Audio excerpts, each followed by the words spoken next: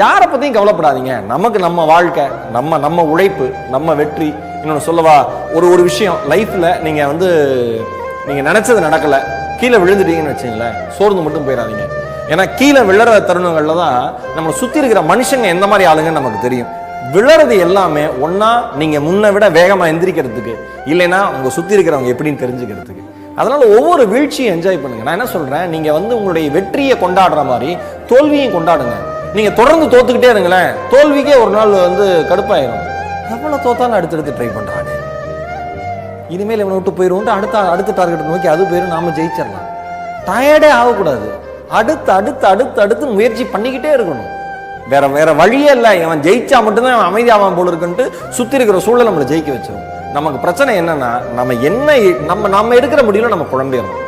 நான் இன்னைக்கு எதான் பேசணும்னு நினைச்சேன், முடிவுல தெளிவா இருங்க, தீர்க்கமா இருங்க.